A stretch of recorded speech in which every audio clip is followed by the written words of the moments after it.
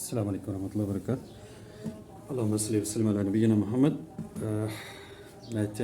Mathematics class 10 का हम exercise 1.1 कर रहे थे। इंशाल्लाह इसको कंटिन्यू करेंगे। Question number 2, solve by factorisation. Solve का मतलब होता है कि we have to find the value of unknown numbers. जो हमारे पास वेरिएबल्स हैं, अननोन नंबर्स हैं, उसकी वैल्यू हमने फाइंड आउट करनी होती है। इसको हम सॉल्यूशन कहते हैं। हमारे पास 3 मेथड हैं क्वाड्रेटिक इक्वेशन को सॉल्व करने के। इनमें से एक मेथड फैक्टराइजेशन है। तो फैक्टराइजेशन से हम ये पहला वाला क्वेश्चन सॉल्व करने वाले हैं।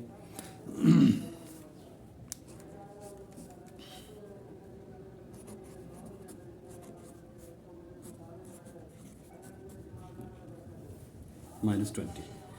फैक्टराइजेशन किस तरह से करते हैं ये थोड़ा सा आप समझ लें।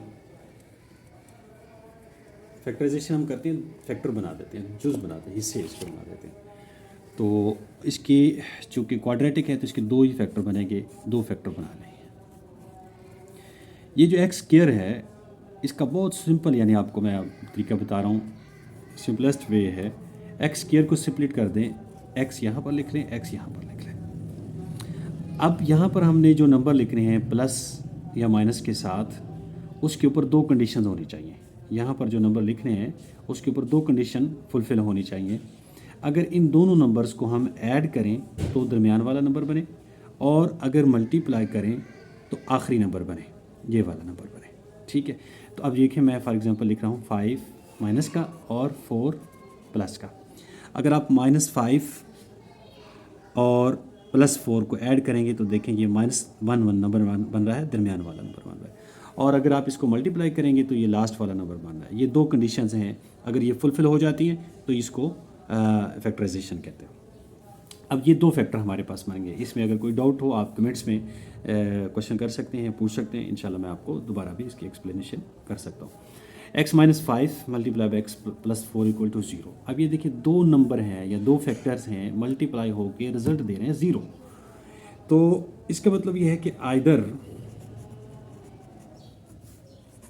x - 5 = 0 और x + 4 = 0, क्योंकि दोनों में से मल्टीप्लाई होकर रिजल्ट 0 बन रहा है। तो इसका मतलब वन ऑफ देम 0 है, लेकिन हम नहीं जानते कौन सा 0 है। इसलिए हम क्या करते हैं, दोनों को =0 रख के देखते हैं। x - 4 = 0 जब रखेंगे तो x की वैल्यू यहाँ पर कितनी आ जाएगी, 5 आ जाएगी, क्योंकि -4 को दूसरी साइड पे शिफ्ट किया तो +5 आ गया, और यहाँ पर क्या आ गई, -4 आ गई। ये हमारे पास फैक्टराइजेशन से इसका सोल्यूशन फाइंड करने का तरीका है। इसी तरह हमारे पास है क्वेश्चन नंबर 2, यानी पार्ट 2 है।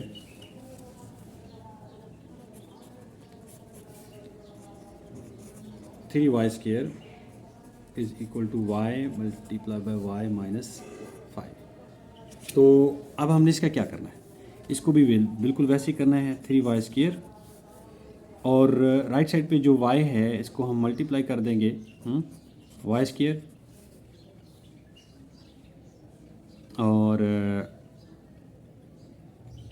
Inside -5y।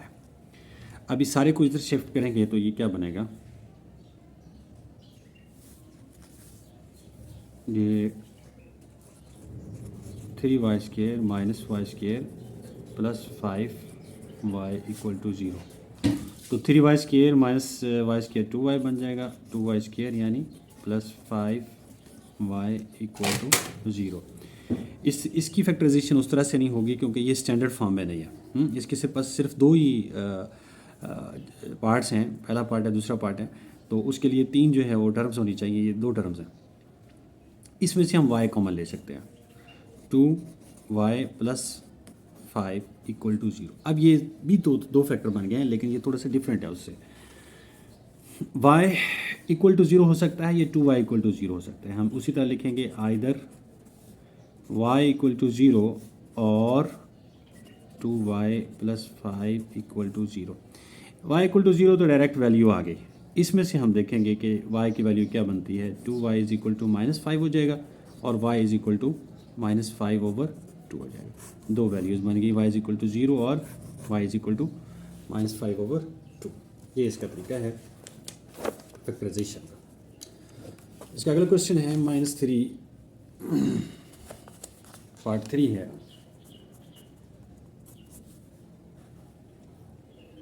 Four -32x is equal to 17x²। ठीक होगा।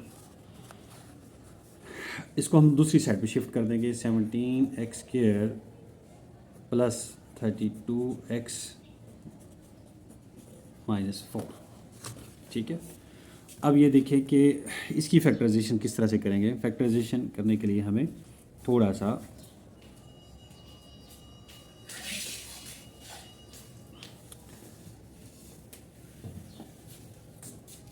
फर्स्ट और लास्ट टर्म का मल्टीपल ले लेंगे। फर्स्ट और लास्ट टर्म का मल्टीपल लेंगे तो क्या बनता है 17 4 ज़ा 68x²। ठीक है।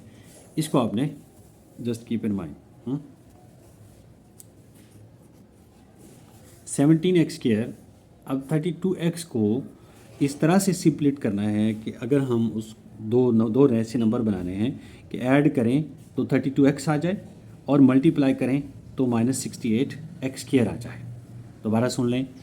32x को हम स्प्लिट करने जा रहे हैं, दो ऐसे नंबर बनाने हैं, अगर ऐड करें तो 32x आना चाहिए और उन दोनों नंबर्स को जो नए बनाने हैं अगर मल्टीप्लाई करें तो -68x² आना चाहिए। ठीक है। तो आप देखें कि इसमें से कौन से नंबर बन सकते हैं।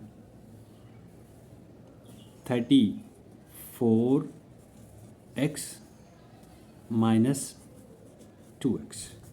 इन दोनों नंबर्स को अगर हम मल्टीप्लाई करेंगे तो -68x² बन जाएगा और अगर ऐड करेंगे तो 32x आ जाएगा। मसला हल हो गया हमारा।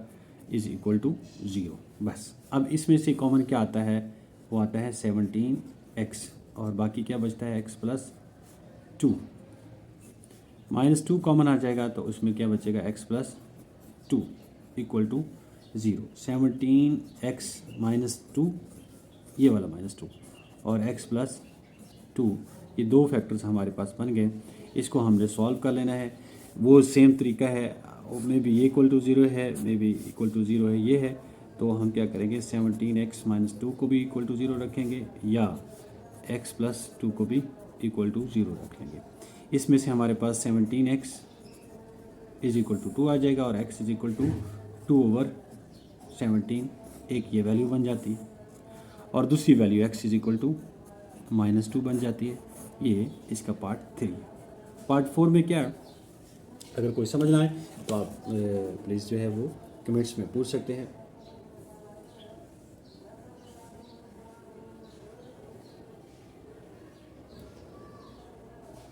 x² -11x plus x² -11x is equal to 152।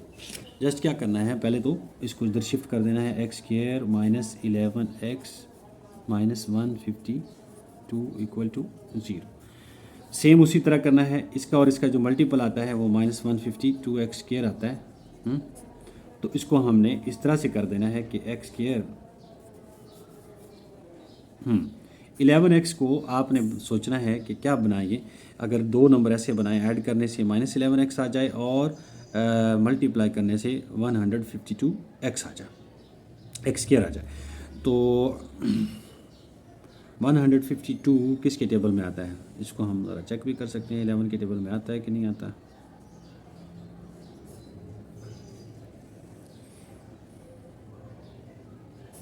ये किसके टेबल में आएगा, 15 के टेबल में नहीं आएगा, 11 के टेबल में भी नहीं आएगा, 12 के टेबल में भी नहीं आएगा। तो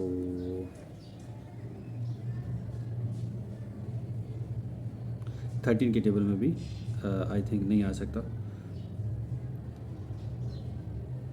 14 के टेबल में चेक कर लेते हैं, नहीं आएगा।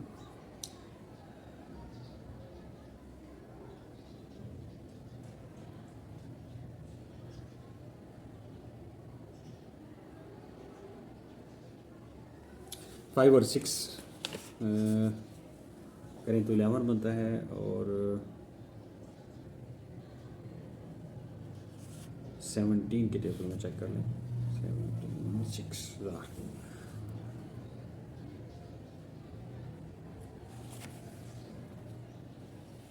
19 की शेप में हम चेक करते हैं।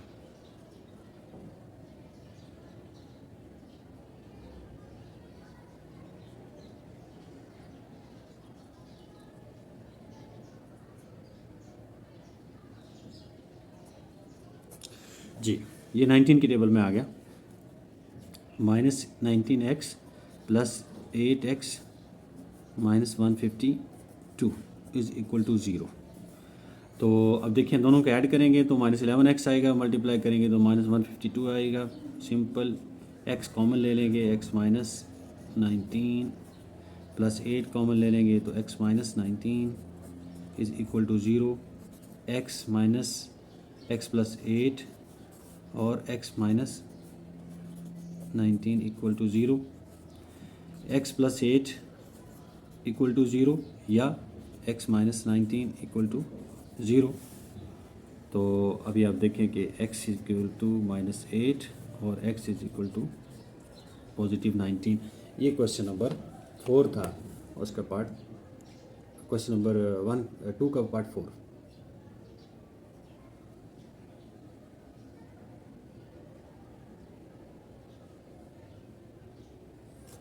आज यहीं तक पढ़ते हैं, फिर नेक्स्ट वीडियो में इंशाल्लाह बाकी करेंगे। Thank you very much.